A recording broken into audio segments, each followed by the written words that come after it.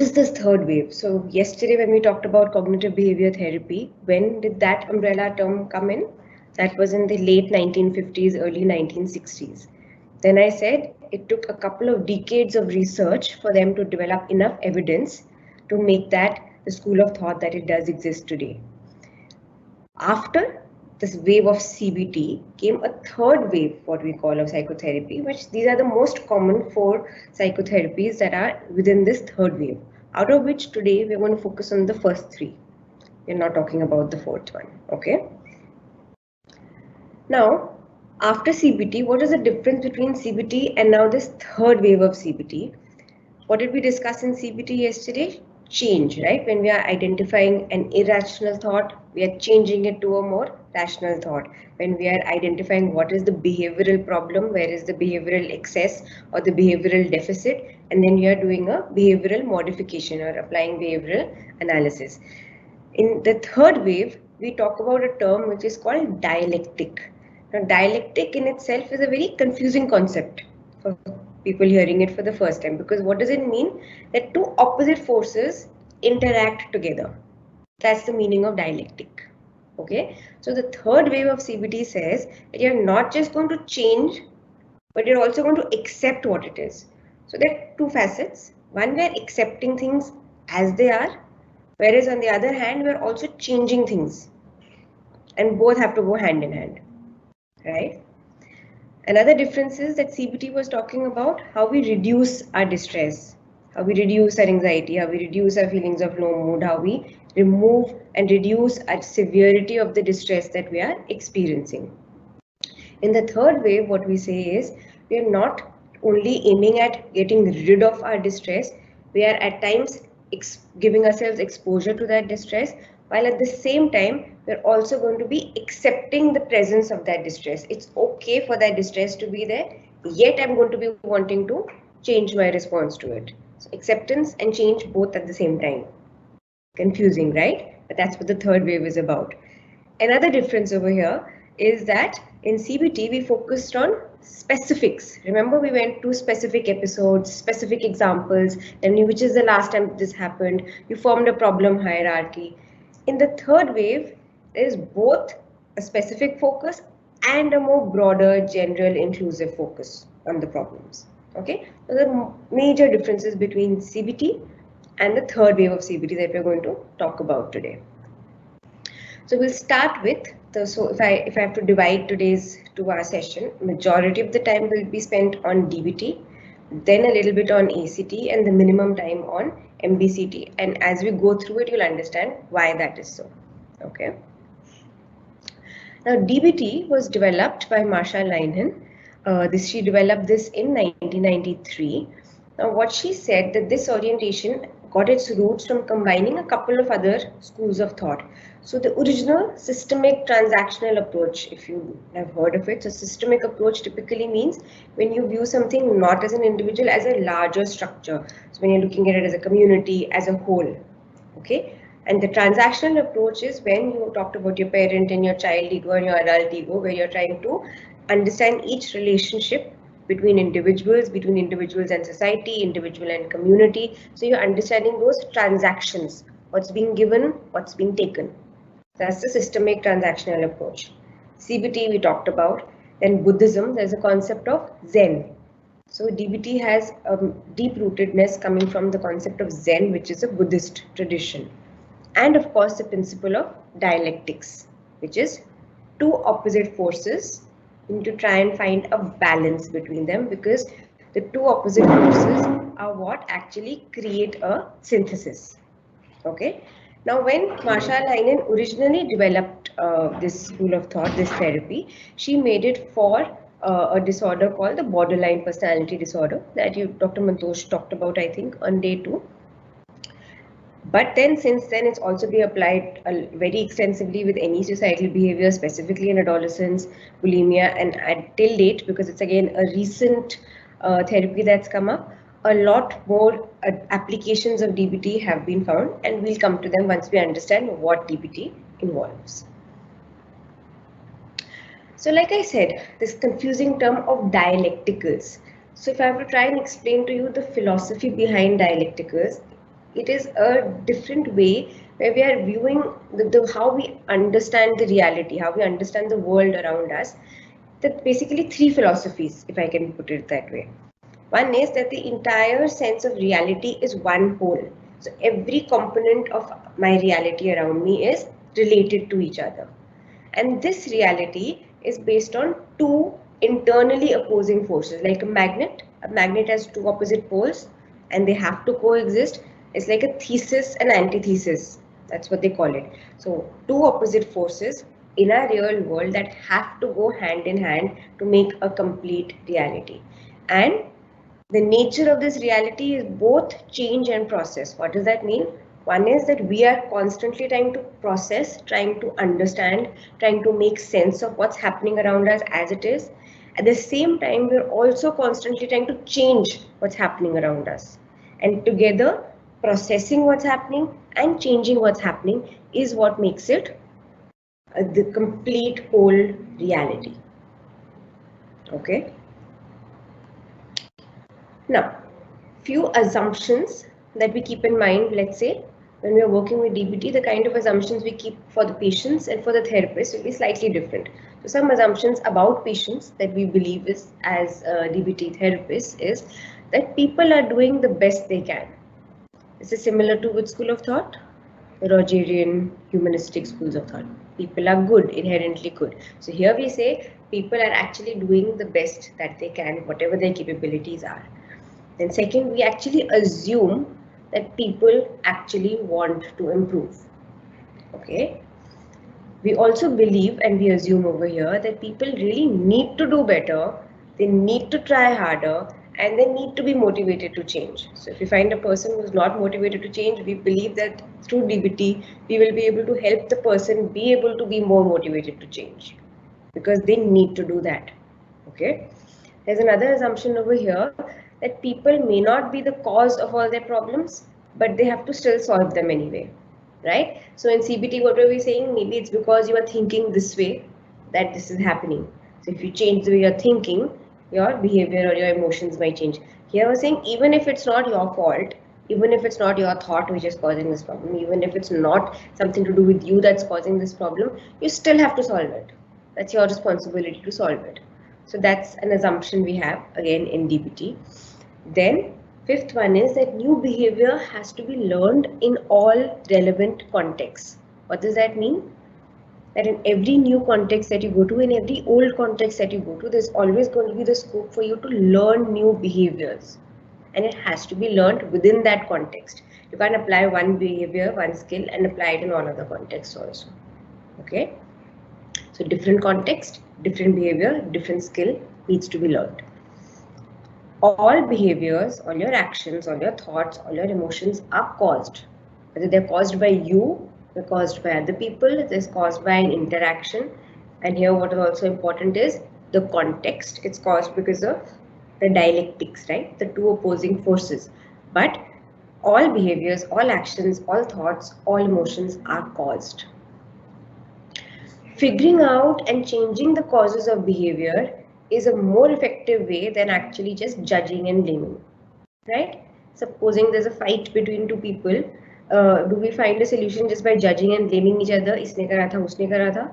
Or do we end up actually figuring out what happened, what went wrong, and what can be done about it right now? How can we change it right now, even if we can't find out the actual cause? Fine? What are the assumptions from therapy's point of view in DBT? As a therapist, the most caring thing, the best thing that a DBT therapist can do over here is help the patients achieve their own goal, right? So in similar to CBT again, where here we will be following or making a collaborative goal with the patient, in DBT, the most caring thing we can do is help them get to their own goal. So they tell us what their goal is, we guide them to help reach that goal. Fine. Here, clarity, precision, and compassion. All these three things are very, very important. Clarity means being very, very specific about what we are talking, being very, very precise, and having genuine compassion, being kind. Those are important skills when it comes to dialectical behavior therapy. Then, The therapeutic relationship is a real relationship between equals. So you need to remember that a DBT therapist is not here as an expert, just giving you guidance, just teaching you, is not an instructor. Here it is an equal relationship between the therapist and the patient. Both are at the same platform. Therapists working with borderline patients need support. Now, this was again an original assumption which stands true today, but it's not just for borderline patients. But again, because as we'll come further just now, dialectical behavior therapy works a lot with emotional dysregulation, which is a major characteristic of a borderline personality disorder, right? For those of you who don't know about borderline personality disorder, do a quick reading before you come back to this part, because it'll make a little more sense, but I will get into the symptoms briefly also right now. So working with such patients can be a very major investment from the side of the patient, from the side of the therapist rather, and therefore we as therapists also would definitely be needing support, right? Last two are very, very important assumptions. One is that the DBT therapists can fail to implement DBT, which means in our own life, even if we are teaching DBT skills, we as are human beings and we can also fail to implement DBT within our own lives, right? And it can fail even when done perfectly in a therapeutic setting also. It doesn't always have a 100% success rate, like any other therapy, right? So those were the assumptions for patients and for therapists. Now, where is the context in which DBT is used? Like I just now said, what did I say? Emotional dysregulation means emotional fluctuations, emotional instability, what you can call in simple terms, mood swings. So it's not as simple as that. Okay, so when I'm saying there's a pervasive emotional dysregulation, it means there's a constant state of emotions being unstable. Isn't what we call affective instability, right? So the two factors which are explained by the biosocial model to explain this emotional dysregulation, one is the biological rootedness of our emotional system, which is in our neurotransmitters in the brain. So let's say serotonin is a neurotransmitter. So a dysregulation of a neurotransmitter called serotonin in our brain will lead to a dysfunction in our actual emotions, right? So one is the biology part of it. Second is our environment. So let's say I'm feeling angry one particular day. I don't have a clear reason because my serotonin levels have been dysregulated and I'm feeling really angry. And I'm irritable with people around me, and everybody around me is, what's wrong with you? Why are you so irritable? You don't have a reason to be irritable. What the hell is wrong with you? Let's say that's something that they keep saying. Let's say I keep saying, what is wrong with me? Why am I feeling so frustrated? I don't have a reason to feel this way. What am I doing? I am invalidating my own experience. My environment is also invalidating me. So A, I'm already feeling irritable. What will happen? My emotions will get more dysregulated because I'll try to make myself feel happy, but it won't work because there's a biological dysfunction happening. So there's an interaction between biology and environment, bio and social. That's what explains the biosocial model, right? So, like I said, DBT focuses on emotions. Now, there are two aspects of this emotional instability that it focuses on. One is emotional vulnerability, which means how easily do we feel vulnerable, susceptible to our emotions being impacted. So, three aspects again. The sensitivity. We are very, very sensitive to emotional stimuli. A small trigger, a small situation can quickly trigger an emotional response in us. Okay. A second aspect is a very, very high intensity of our response. So, it happened very quickly, very sensitively, and when it happened, the intensity of my emotion was very, very high. And then to come back to my normal emotional baseline, it took me a lot of time. So let's say I'm driving a car on Indian roads where there's very bad traffic, people don't know how to drive properly, people behave the way they do on the roads. What happens? It takes me half a second to lose my cool, simply because somebody didn't give an indicator and turn. I got really, really angry. That anger shot completely out of proportion, was very, very high. And then it took me the next 1 hour to calm myself down. Even though I'd stopped driving, I reached my destination, I reached back home, but I was not able to calm my anger down. Fine, that is emotional vulnerability. Second aspect is difficulty in emotional modulation. That is my sense of control in managing my emotions. So first one is how I was reacting to a stimulus with my emotions, right? Here is how I am actually managing my emotion. So when my behavioral pattern, so when my anger is very high, the same anger, let's continue with the same example. So my anger is very, very high at this person on the road who did not give an indicator when he had to turn. Now my behavior is beyond my control. I'm yelling, I'm abusing, I'm trying to like get off the road and be violent with people. I'm not able to inhibit my behavior associated with that strong emotion. That's one.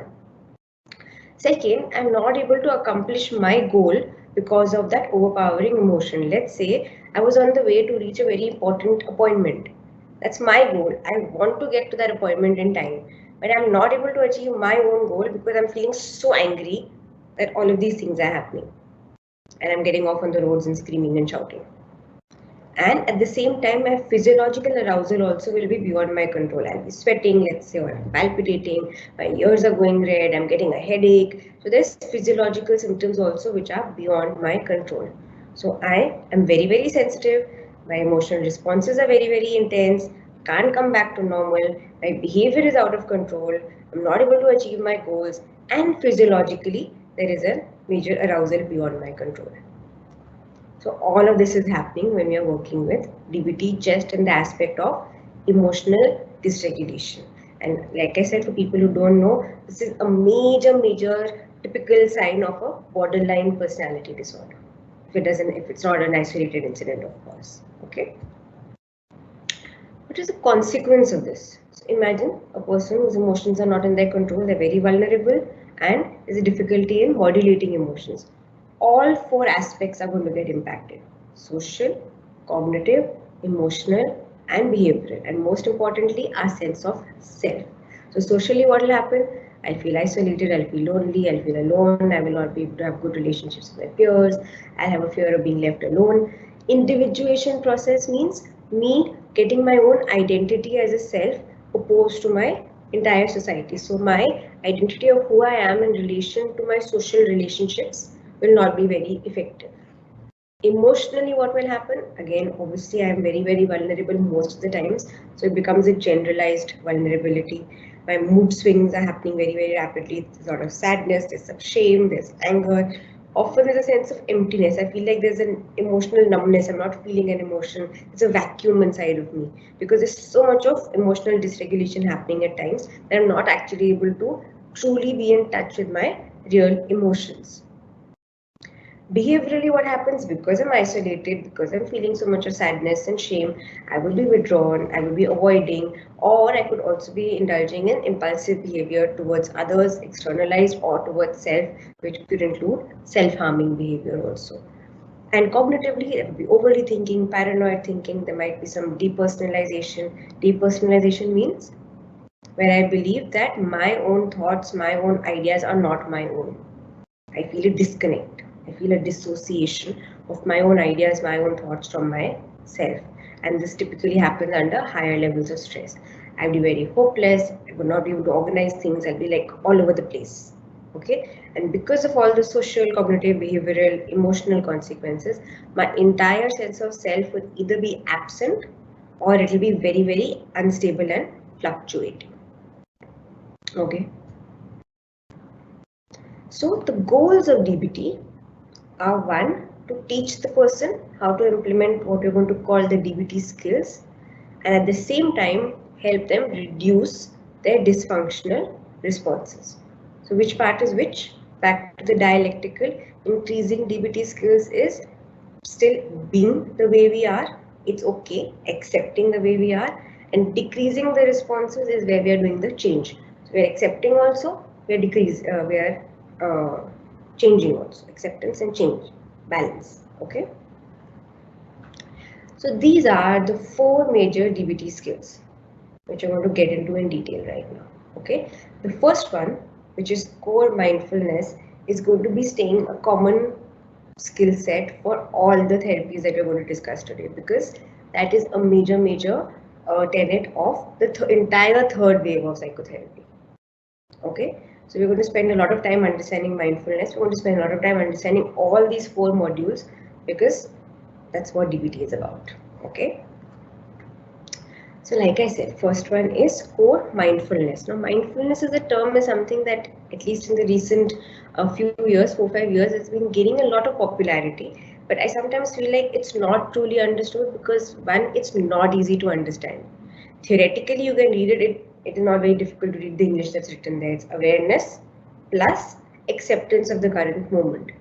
Then it feels like, is this meditation? Is this what the sadhus and sants are doing? Can we as normal human beings do that?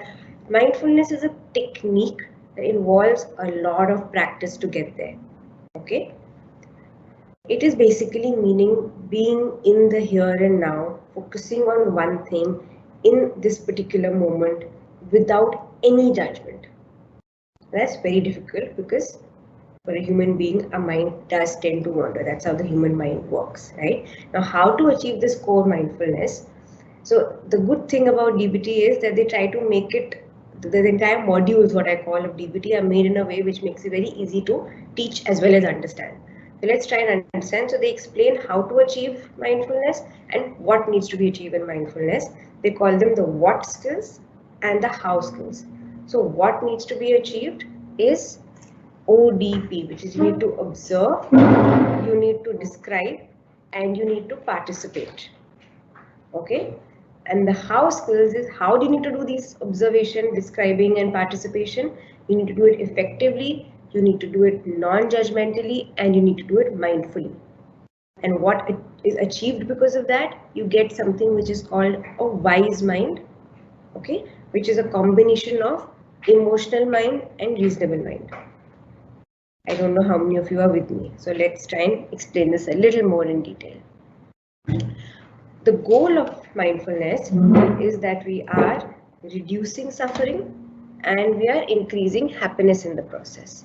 Okay, what we are doing is that we are increasing the control that we have over our mind while we are accepting and experiencing reality exactly as it is.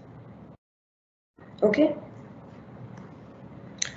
Now explaining the what and the how skills. So like I said, we need to observe, describe, and participate. So observe means observe what? Observe our senses, observe our body, observe our mind, observe everything that's happening. First, just observe it.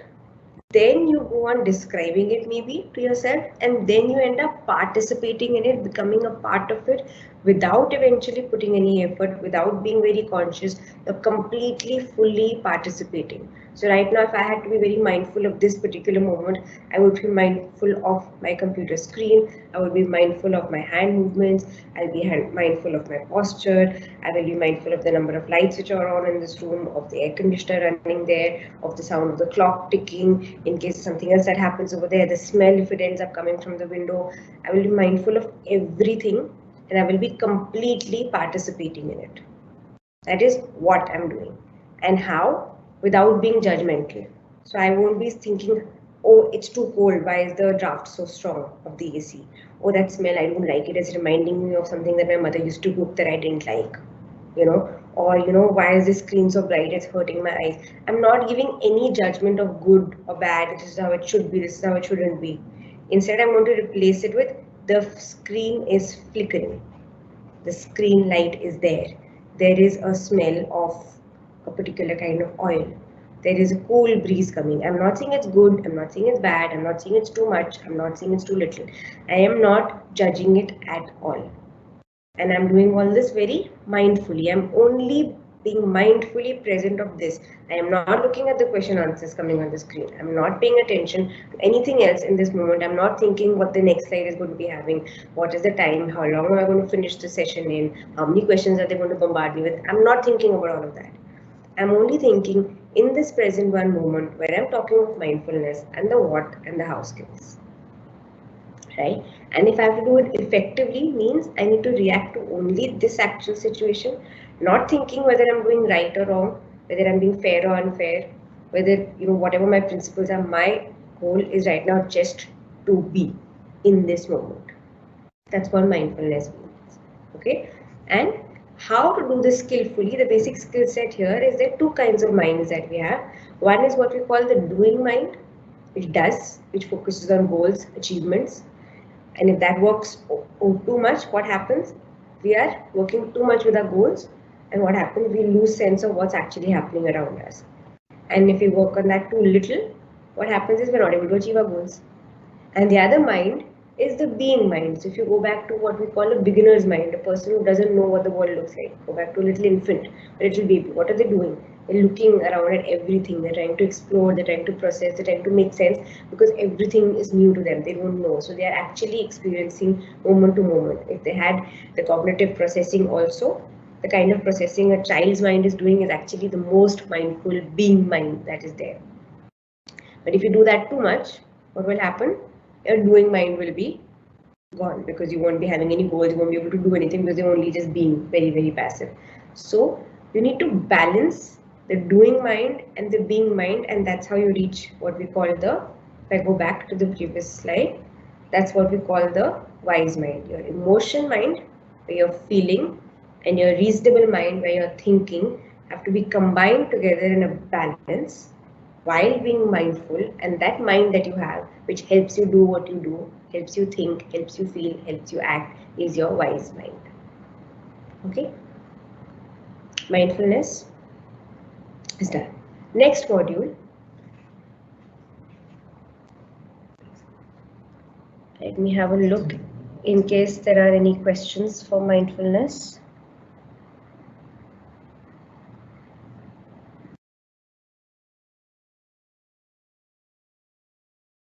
I've been filtering those. The specific reason.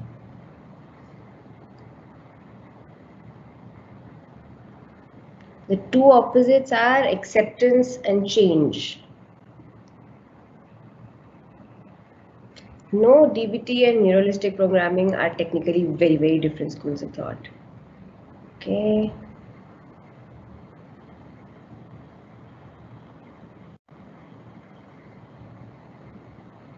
You will understand why there are some commonalities with the generation of foundation skills, but there is a difference. We'll come back to that. As we explain all the 4 modules, you'll get there.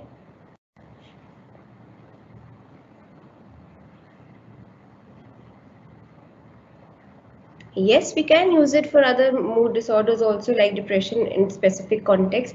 But what I'm trying to explain is when DBT came out, it came out for borderline personality. Then they tweaked it around for suicidal behavior, for impulsive behavior, because this is one therapeutic technique that actually works very well.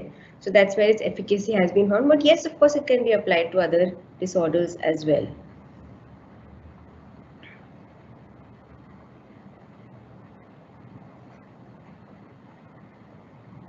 Yes, we can practice DBT ourselves.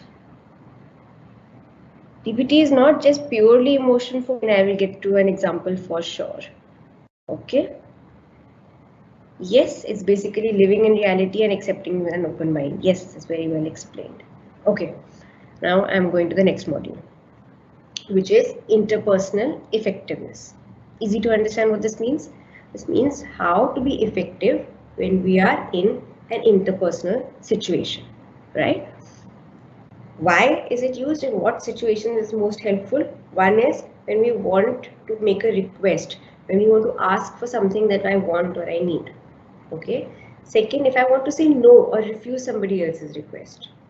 And third, when there's any kind of an interpersonal disagreement or a conflict.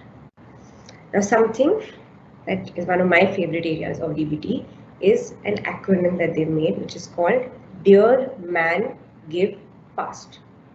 Okay. Now, how do we use this? And you can just read the full forms, but I'm going to explain them in detail right now.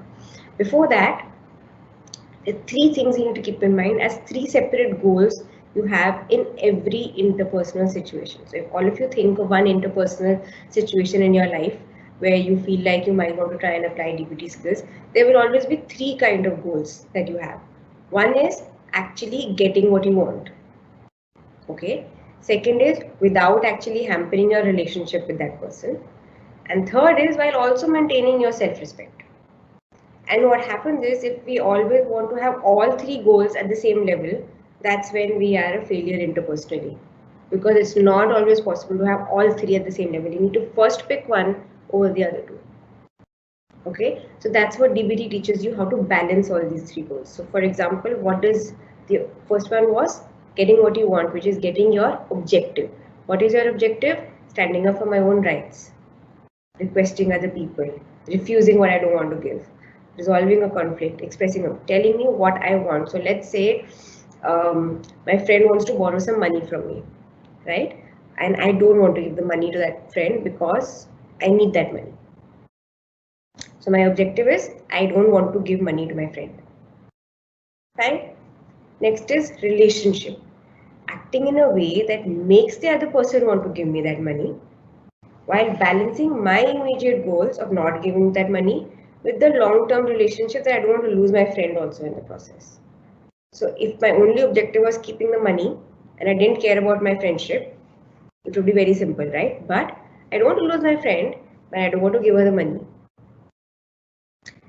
Third goal, which again makes it more complicated, is I also don't want to lose my self-respect in the process. I don't want to again end up lying. I don't want to go against my moral values. I don't want to act in a way that makes me feel like a failure, that makes me feel incompetent. So how do I do that? I go back to dear man, give fast. Okay, so starting with dear man, I have to just describe the current situation, which might be like, I don't want to give you money. Then I express my feelings and opinions about that situation. I really need that money to pay my rent. Okay, I feel, or maybe I feel bad saying no to you. Then I assert myself by saying what I want very, very clearly. Maybe, what if I don't give you the money? No, but I'm sorry, I will not be able to give you the money today. Okay, and then I reinforce or reward the person ahead of time, which means I'm really sorry, but I won't be able to give you the money today. But I hope this doesn't spoil our relationship, and I end up smiling. So I'm giving a reinforcement while saying this. Mindfully, which means I'm keeping my focus on my objective. I'm not getting distracted. Let's say she brings up, oh, last time when you needed the money, I also gave it to you. What kind of a friend are you that you're not able to help me out? My focus is what? What is my objective? I don't want to give her money. I stick to my objective. I don't let emotions, I don't let past examples, I don't let anything distract me. Okay, I don't make myself recall, oh my god, she's going through a bad time. If I don't give her the money, what will happen to her? Or how will she go and apply for her next exam? How will I keep myself focused? My objective is I don't want to give her money. Right? I need to appear confident. I have to maintain eye contact. I don't have to stammer. I have to be very, very non-verbally confident and effective. And I should be willing to negotiate. I can't give you money, but is there any other way in which I can help you? Be willing to give something to get what you want. That's okay. But that doesn't mean you give what you wanted to keep. So that's dear man. The give part of it is how to keep the good relationship part, which is when I'm doing this, how I'm speaking, I need to be very gentle, very courteous, very well mannered, very tempered in my approach. I'm not attacking, I'm not accusing, I'm not threatening, I'm not judging. Second, I'm being very, very interested. I'm listening to the person. I'm showing a genuine interest in when the other person speaks. Third, I'm validating, where I'll also say, I understand it can be very difficult time for you that you actually need that money. I understand it's difficult for you to hear me say no, right? And I need to be using that easy manner. I can smile, I can be diplomatic, what they call a soft sell. So like I said in the earlier slide also, when you're reinforcing, in this situation, maybe a smile is my reinforcement over here. Okay, maybe that the next time that I have money, I'll definitely be able to give it to you if you're still in need. So I can explain the consequences in advance. So dear man, give, and then fast. Fast is about your own self-respect, where you're either keeping your liking for yourself or you're improving your own self-respect. How? By making sure that you're being fair to yourself and to the other person. You're not going to be dramatizing the apologies that, oh my god, I'm so sorry that I'm doing this to you, and I'm making a request and I don't deserve to make a request. So again, making sure that your self-esteem, your self-respect is maintained. You stick to your own values. Whatever you think is the moral, correct, principled way of acting, thinking, behaving, you stick to your principles, right? And be truthful. Don't lie, don't act helpless, don't exaggerate, don't come up with false excuses which might make it easier for the person to believe you. You be truthful and fair. If you do have the money, if you can spare it, you do. But if you've decided you don't want to, then be truthful, stick to that. Okay, so if I go back again, if you want to say no to a request, which is the example I gave, we use describe, express, assert, reinforce, which is dare, staying mindful, appearing confident, negotiating as and when required, man, and give fast, which is being gentle, acting interested, validating as and when required, using a very easy manner, being fair, without apologies, sticking to the values, and being truthful. Keeping balance of three objectives of objectiveness, what is the objective, the goal, the relationship part of it, and our own self-respect. Okay, we'll quickly look at questions.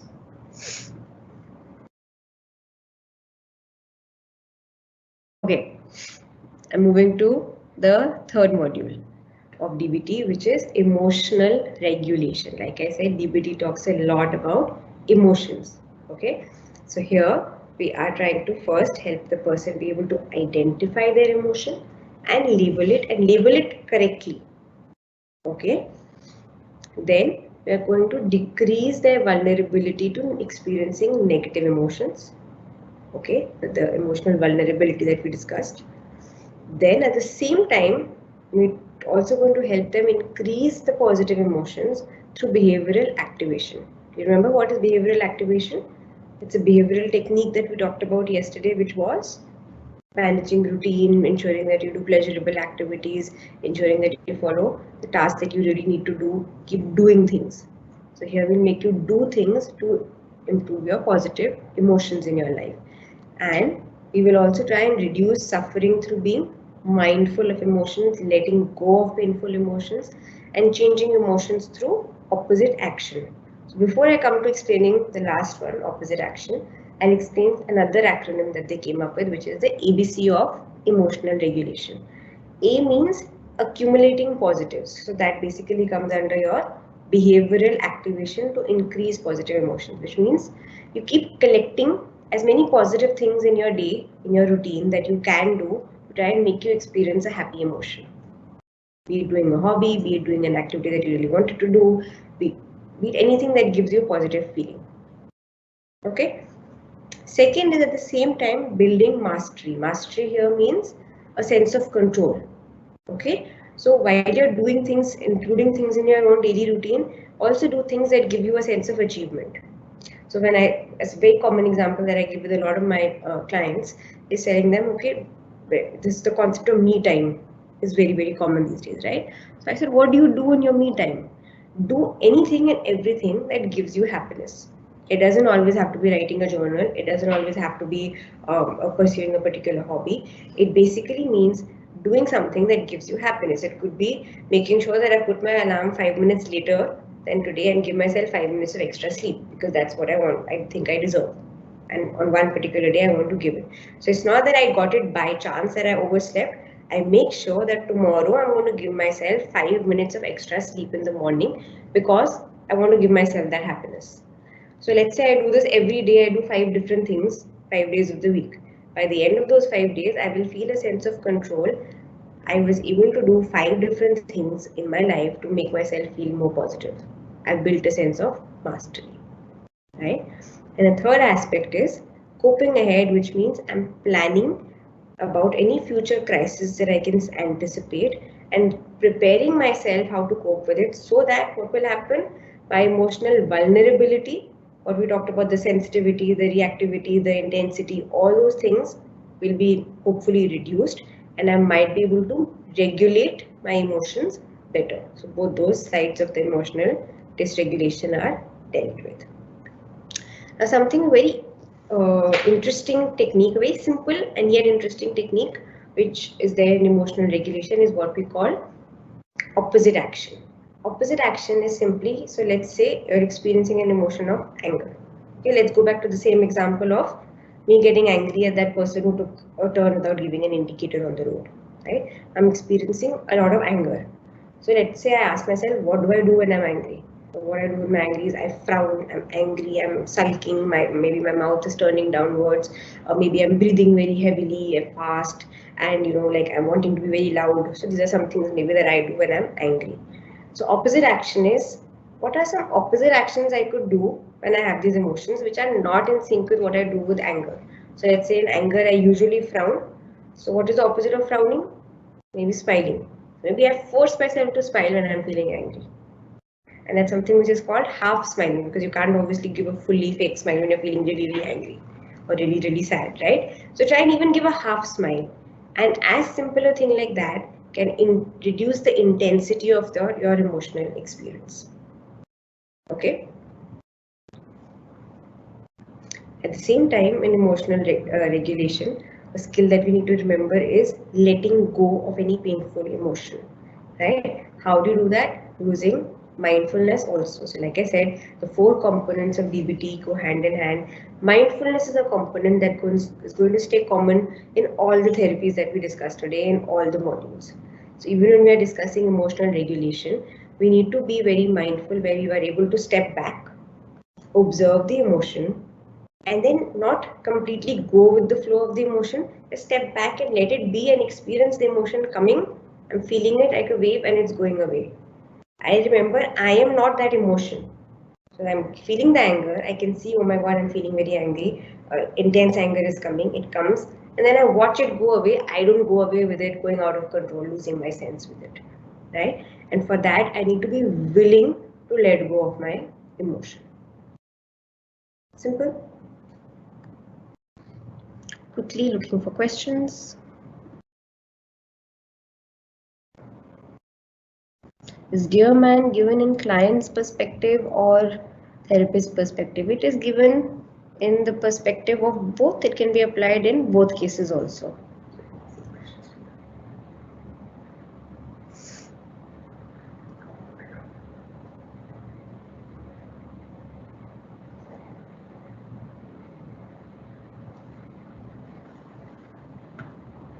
Everything is mentioned. I did show the how. The how is being mindful. The how is being effective, right?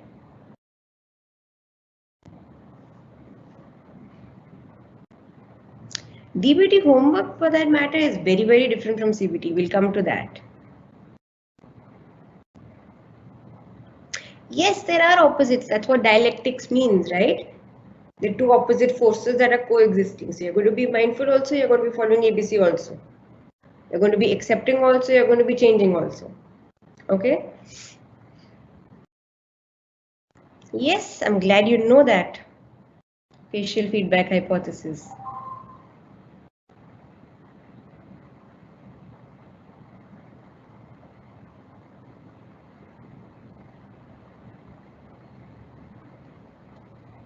If we say no and someone says okay, then you don't need to apply the Dear Man Give Fast. Dear Man Give Fast is when it's difficult for us to say no, or saying no is not being accepted by the other person, right?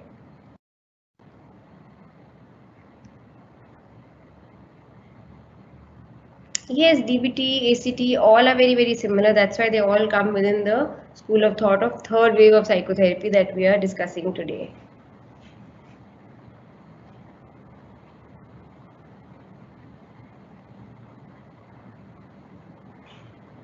It's not suppressing your emotion, it is regulating your emotion.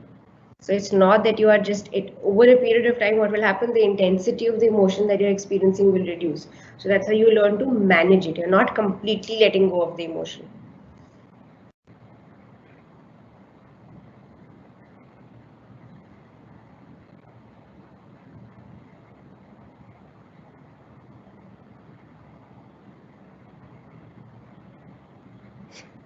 Yes, maybe Munna Bhai MBBS was practicing opposite action. Didn't think of it.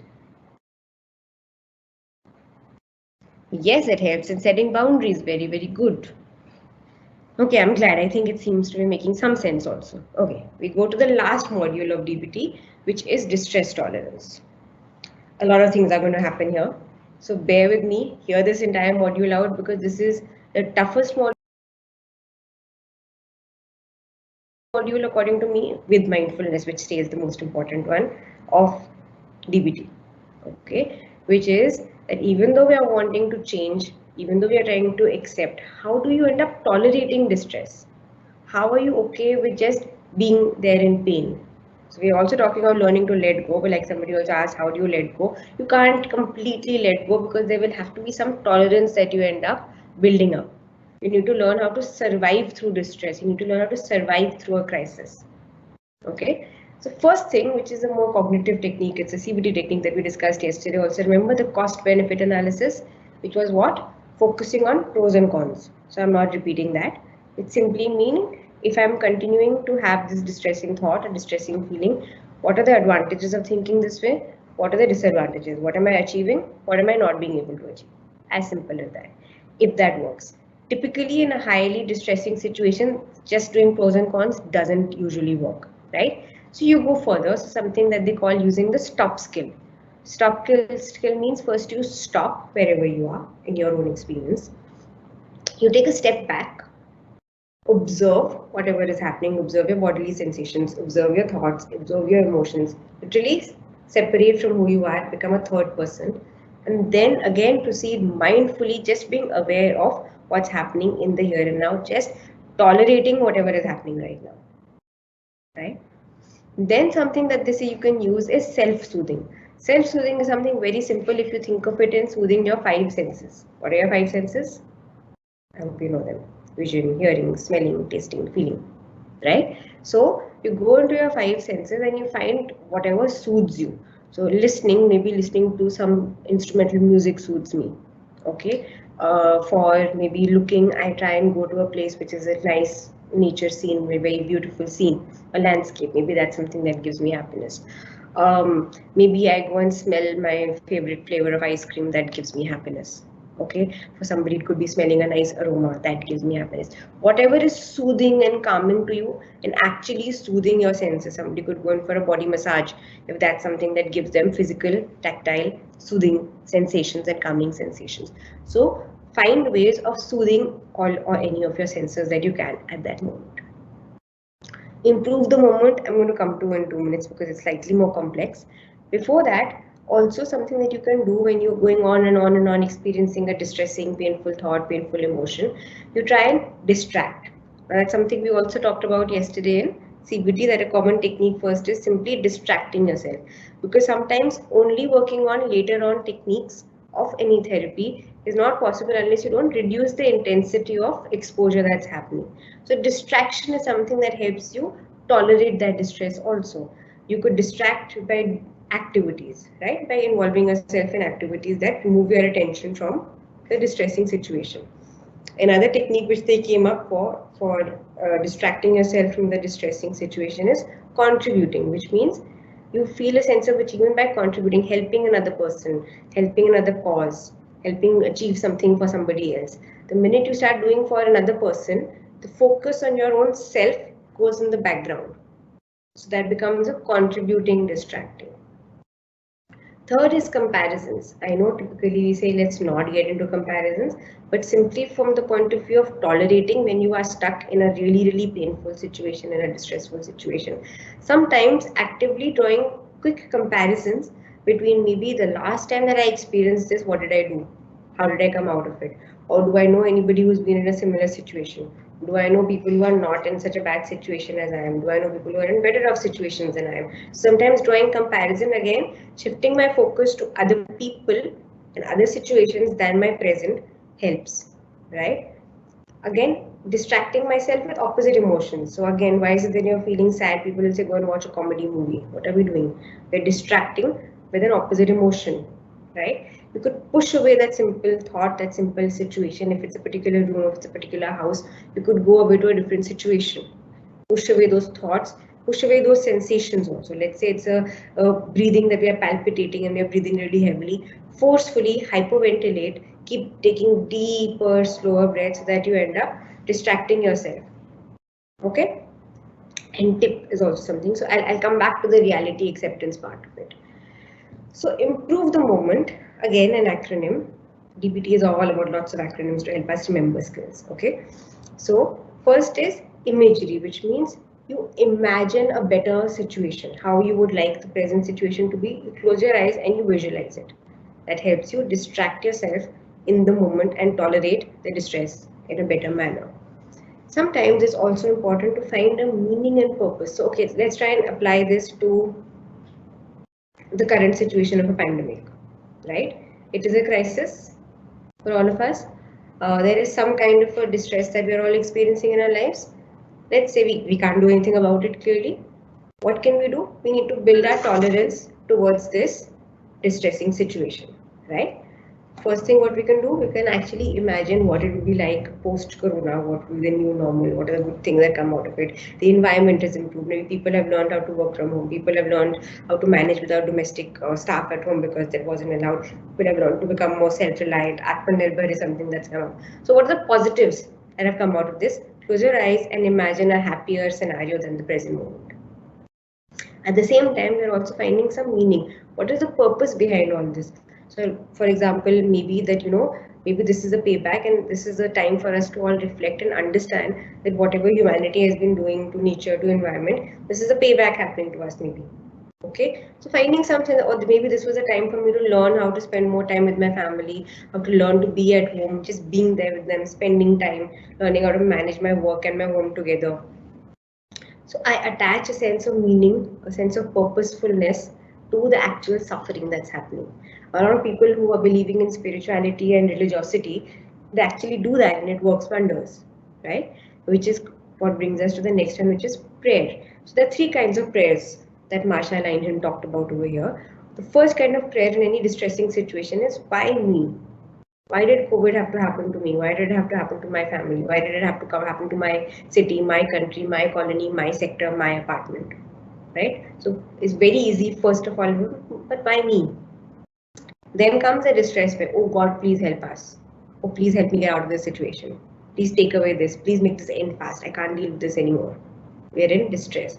Then it comes to the third kind of prayers, which is difficult to understand, difficult to achieve, where you're just completely giving in to that moment and yet just praying to whatever, in case it's a God, it's a force, or sometimes just praying, generally just praying to the moment in itself, to that entire experience in itself, without any questions, without any complaints, without any judgments, without any evaluations.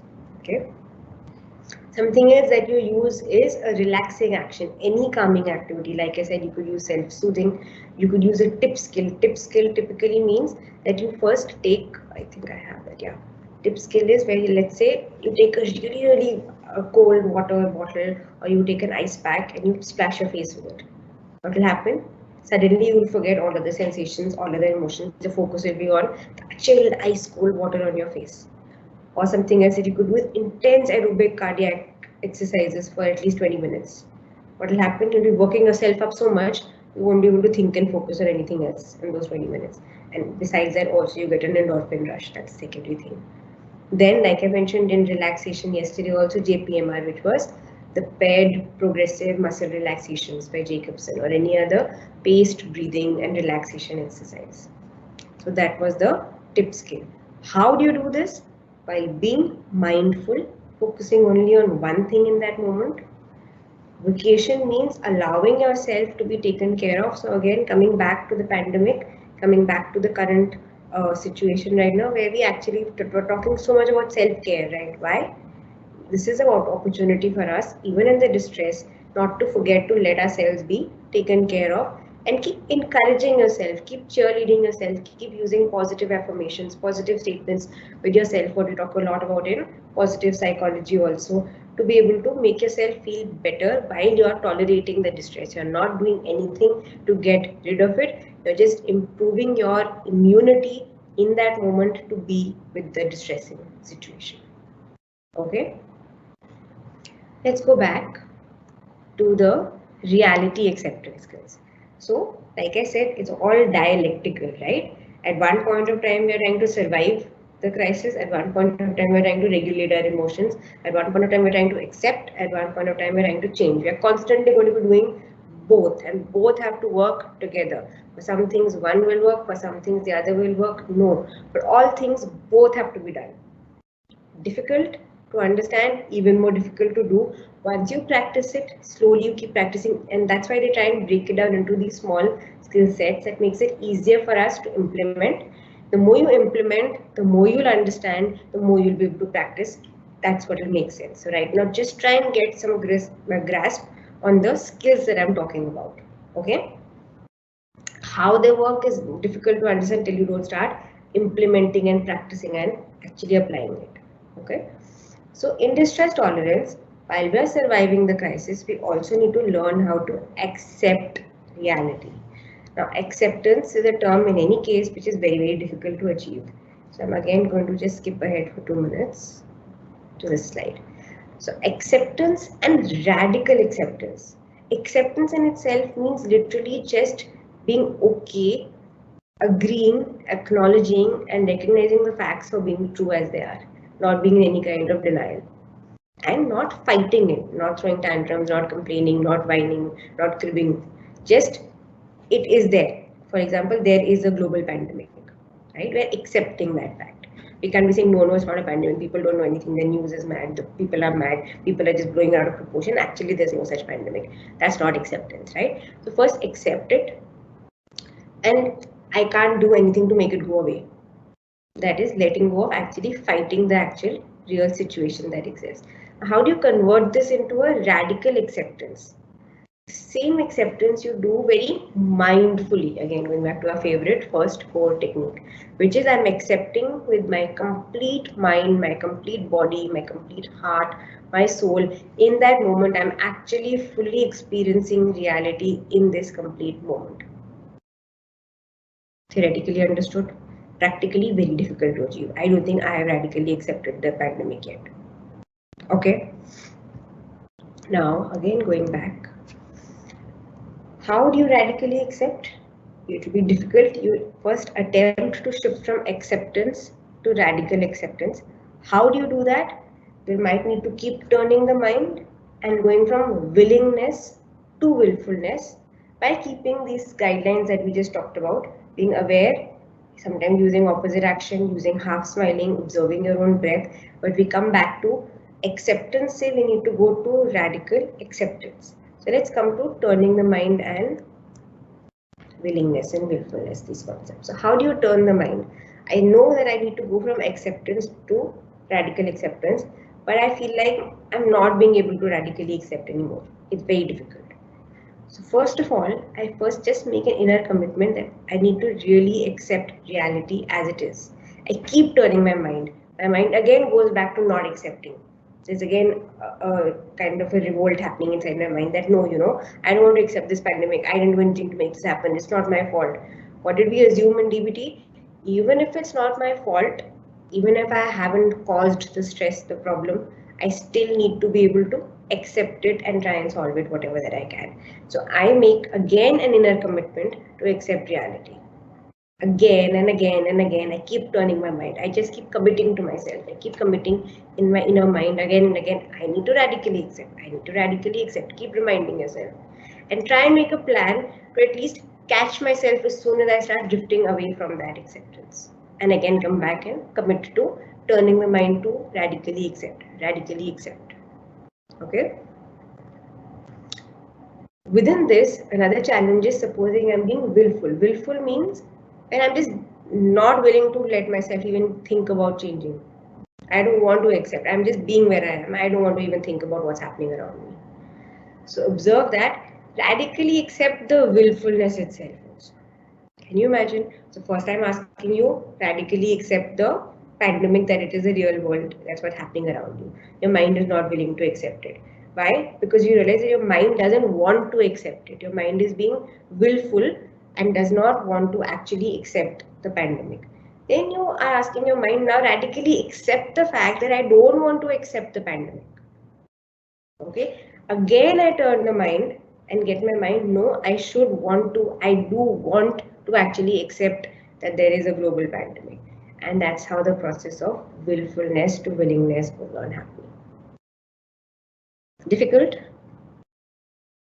I will come to this example. Let me try and look at questions.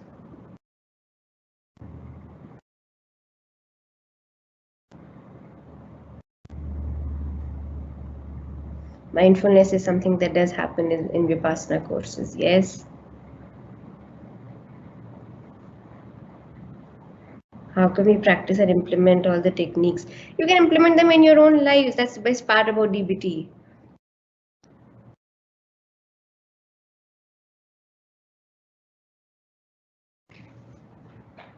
Somebody's given a reference for mastery and acceptance. I'm posting it. Yeah, I'm now going to give an example of how to try and practice these DBT skills in a situation, not just with a client. First, let's understand how to actually implement these DBT skills within our lives. Okay, so let's pick this situation which says, I live in an apartment building. The parking space is already allotted to 4 families who are living there, and mine is the one which is nearest to the building, the easiest and the most convenient one for me. Okay. Now I start to feel very irritated that the residents have often parked their cars wherever they want, including in my allotted space. Okay. Sometimes I've had to have parked my car on the street because somebody else has taken my space, and I've been getting really angry. Now I don't know what to do about this situation. A common situation that happens in a lot of our lives, right?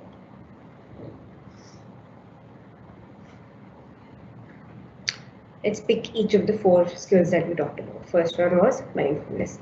Just observe what's happening. I am feeling very angry at the fact that what's happening, my parking slot is being used by somebody else. Simple. I'm not saying it's good, how dare they, no, just observing. I am feeling angry, I'm experiencing that anger, that I can see the anger coming and going. Okay.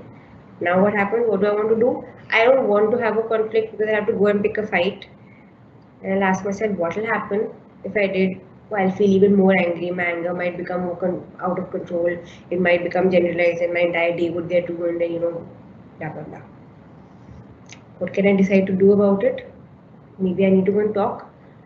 Then what happens? No, I don't want to talk. What will other people say? There's a few people I live with. They are my colony. How will they react? So this is me trying to be mindful, and this is what's happening, right? What can I do now? I can start applying emotional regulation, which is now what is the second emotion that I've recognized over here after anger, which I was able to observe. Now I've also got some fear. What is the fear? Fear of what other people will think, fear of how other people will react, which is again stopping me from maybe going ahead and picking a conversation or bringing up a fight about, listen, this is my parking slot, right? Now what do? I need to use opposite action, which is, let's say, when I feel scared, what do? I usually go and shut myself in my room and sit quietly. So now I'll go out. I'll go and make an interaction with the people, maybe with the RWA, maybe with whatever the authorities are of my complex. Now what happens? In that moment, I'll be feeling very distressed that, oh my God, I need to have this very distressing conversation. I'm going to be scared. There's going to be anger. There's going to be fear. There's going to be so many emotions of mine going beyond my control. A very, very painful crisis situation happens, and I feel like I'm paralyzed and I can't do anything. For example, I can use the stop technique. Doesn't matter. Take a deep breath. Stop. Take a step back. Observe again what's happening. Be aware of whatever is happening physically in my bodily sensations, in my mind, in my thoughts, in my emotions, and then go on proceeding mindfully. And then I come to, because it's an interpersonal situation, usually there are interpersonal situations, so you come to using, here in this situation, I need to ask for something. So I'll use Dear Man. You can use the complete Dear Man give pass, but I'm going to just illustrate the Dear Man in this situation. What was the full form of Dear Man? Do you remember? Describe, express, assert, reinforce, staying mindful, appearing confident, and negotiating. So let's pick one at a time. Okay. How would I describe the situation? I am a new resident, and I have noticed that everyone parks their car wherever they want to, and sometimes I end up parking my car on the street. I'm not saying anything good, I'm not saying anything bad, no judgment, no evaluation. I have just described the situation, right? Then I express. I express by saying, what are my feelings? I've been feeling disappointed and annoyed that I cannot use my parking slot. My feelings, my expression. Next, I assert myself. I would like it if you could avoid parking in my allotted slot. Okay, making it very, very clear what I wanted to do. Simple. Then I reinforce that. I think we could all get along and avoid misunderstandings by following the posted, announced parking rules that exist in this colony. At the same time, I'm going to be staying mindful that I'm planning to talk to each resident. Am I willing to comply? When I go and talk to each resident, I have to stay mindful of that fact. I might actually start taking the help of each person that I speak to in the situation. At the same time, I need to appear very confident, focus on my body postures. I need to maintain my facial expressions, showing that I'm very, very confident. And the negotiation right now is not applicable, but let's say there was a situation where I could give something to get something. So maybe in this situation also I can say that, listen, in case it's really needed and I know I'm going on a long vacation where my car also won't be there, sure, you can, so I can let you know, and at those particular times maybe you can use my parking slot because it's more convenient for you. Okay? All of these four skills of mindfulness, of distress tolerance, of emotional regulation, of interpersonal effectiveness, there are two basic therapeutic techniques that are used throughout. One is validation, whether you're validating your own self, your own thoughts, your own emotions, accepting them for the way they are, and also validating other people's thoughts, experiences, and emotions. And at the same time, you're balancing saying it's okay to be the way you are, it's okay for things to be the way you are, it's okay to feel the way you're feeling, with trying to solve problems. Okay? And at the same time, we need to remember these are the various modes in which DBT can be applied. So again, something to remember, when DBT was originally made, it was made in a group skills training session wherein you would literally enroll 10-12 people who would fill up a form. Once you would see that their symptoms are matching something that would be benefited by DBT, they would enroll in a group skills training where there would be minimum 2 therapists. One is the facilitator, one is the co-facilitator, and these 12 people, and every day they would come, we would learn these 4 skills, literally worksheets, homework, assignment would be given to them, and that's how DBT was done. Then they tried to make it also other components, which an individual therapy on a weekly basis also came about, where the therapist consultation, the DBT therapist also had to seek supervision, get DBT consultation from their DBT colleagues. And within DBT, there's a major concept of telephonic contact, that whenever there's a crisis, whenever a new emotion arises, how do you apply those new skills that you've been taught in your DBT sessions? You can actually have a system to contact your therapist and talk about it. Okay? And the last thing before I answer questions for the DBT module is, what are the barriers? What are the tensions that have been identified within dialectical behavior therapy? Now, some of these are only in the group setting that I talked about. Let's say good guy versus bad guy. I think you will have heard of good cop versus bad cop. So when you have in a group setting, you have the actual facilitator, the main therapist, and the co-therapist. Typically, one takes the good cop role, one takes the bad cop role, and you need to learn how to again balance the dialectic. Again, opposites have to be balanced out, right? Other tensions and barriers that could come up is the two minds that we talked about: the emotional mind, the reasonable mind, the doing mind, and the being mind. Theoretically easy to understand, maybe practically to implement quite difficult. So that in itself, balancing that out could become a major barrier. Even willingness versus willfulness. How often do you keep turning the mind, keep going from acceptance to radical acceptance to turning the mind, then finding that you're willful, you turn yourself to be willing, and again you keep going around in that cycle. That in itself could sometimes become a barrier. Then sometimes focusing on what is happening and how. So when, remember, we talked about the mindfulness, there were what skills and there were how skills. Sometimes you can only do the what, sometimes you only do the how. It's very difficult again for both of them to function together. And an interesting barrier that comes up even in individual therapy when you're practicing DBT is following rules versus reinforcing assertiveness. So since in Dear Man, we've taught them how to be assertive, right? So let's say now the patient wants to be assertive with us and try and change a rule, be it as simple as taking extra time in a session. Do we reinforce the fact that yes, you were able to apply your assertiveness correctly, but we also need to know, listen, you need to follow the rules of DBT. So that also, to be able to balance out, where you are still acknowledging the fact that the patient has learned how to be assertive, but is applying the assertiveness in your own therapy session to try and not follow the rules that you've set. That can also become a very common barrier. Okay, before I come to the next one, let me have a look at the questions.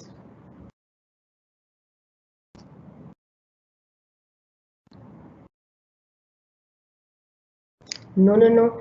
Radical acceptance is not at all like empathy. Empathy is how you feel and put yourself in another person's shoes. Radical acceptance is just accepting things the way they are. Okay, going beyond that.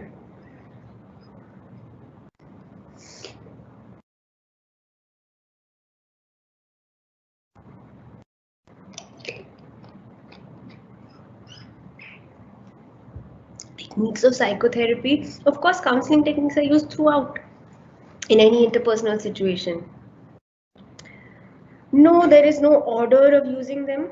It's not that you, so if you're actually teaching it in a skills training setting, then yes, you do try and teach them in a particular order, but you keep going back and forth. They have to be used in combination. So for example, mindfulness is something that stays constant across the 4 modules.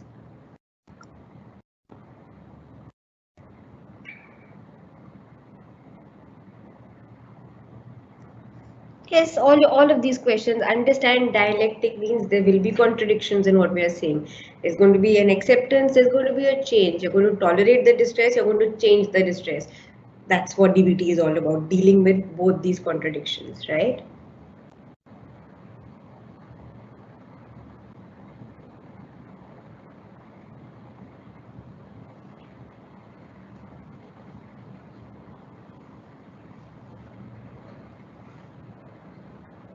Validation is definitely part of CBT. Validation is part of any other therapeutic school of thought also. It's simple.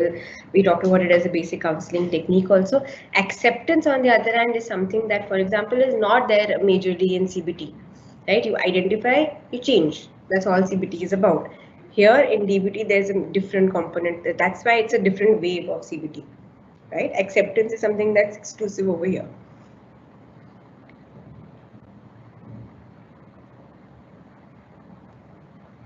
The self-injury part I've not got into because I can't do justice in dividing a 2-hour session. But yes, the same DBT skills also help you in managing your impulse control, how you regulate your emotions. So again, then you again pick up the problem behavior of self-harm. Then you see what is the emotion that's leading to that. You reduce the experience of the intensity of that emotion. You also at the same time learn to tolerate that distress, and then you control and change your actual action pattern where you don't indulge in self-harm. So that's another complicated way which I haven't got into, very honestly.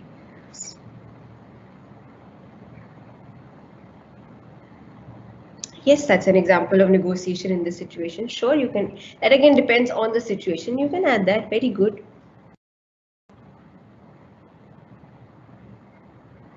Explain the concept of tip once again. It basically means, so splashing your face with cold water, any really different physical sensation that's making you shift your focus and distract yourself, following any intense aerobic physical activity that burns your calories, that increases your heart pace to the extent where it's so high intensity that it makes you shift focus from what you were thinking. It helps you tolerate and distract yourself from the actual distress. And also breathing, any kind of paced breathing exercise, any progressive muscle relaxation. That's what tip was about. Can DBT be mixed with CBT? Yes, they are figuring ways out of doing that. But like I said, since it was revealed and evolved in 1993, it's still a relatively new psychotherapy versus CBT and all, which have been there for like decades. So it's taking them time. But yes, of course, when you actually holistically practice, there are times I pick one module of DBT and I'm also doing some CBT and I'm also doing some interpersonal therapy. It doesn't always have to follow a rule book.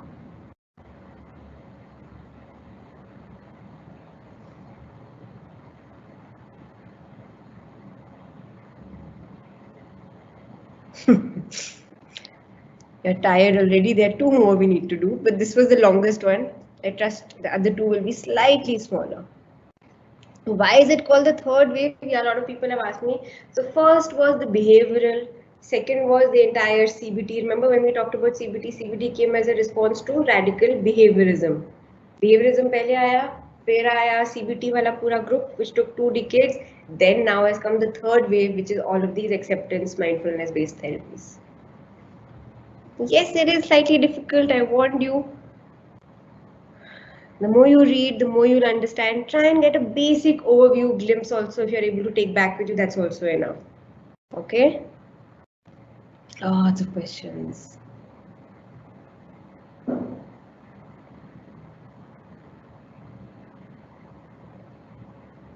You don't pray mindfully under dip, you pray mindfully under improve, where you're trying to improve in that moment, where you're trying to, so pray. So like I said, Marsha Linen talked about 3 kinds of prayers. One was where you're questioning, why me? Why is this happening to me? What did I do to deserve this? Then the second part of it, where I'm talking about, oh my God, please help me. When I'm in distress, I don't want to be over here anymore. And third part is when you're praying without any questioning, without any seeking help. That is how you pray mindfully. Just being there, I'm feeling very sick, my leg is hurting, I am praying to God. That's it. I'm not asking for God to fix my foot very fast. I'm not asking God to heal my bones which have broken very fast. I'm not asking God, oh, when will I be able to go back to work? I'm not asking anything. I'm not asking what did I do to fall down? Was it my fault that I broke my leg? Did somebody push me and make my leg break? I'm not asking anything. I'm not thinking anything. I'm just experiencing the pain in that moment that yes, my leg is hurting. It's itching over here. There's this thick bandage over here. I can feel this weight over here. Just focusing on the here and the now while praying to whatever the force or the power that you pray to.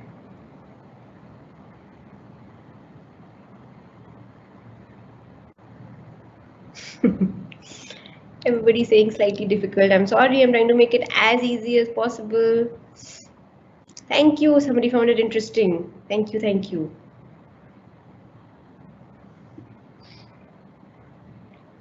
Explain the part of turning back. So turning back typically means when you're turning your mind. So let's say I'm trying to move from acceptance to radical acceptance. I find myself not being able to accept. So I go back to my mind. My mind is saying, I don't want to accept. So which means my mind is being willful. From willful, I have to first say, I want to accept. Then I try and catch that even if I'm saying I want to accept, my mind is going back to not accepting. When I turn my mind back to saying, okay, come back and accept, reminding myself, that's called turning the mind. So I just explained. Willfulness was not wanting to accept. Willingness is making yourself willing to accept. Okay? So typically you don't have to specialize. It depends. It's completely your personal choice.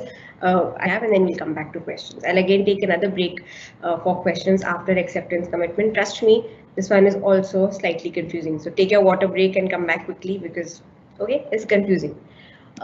Questions.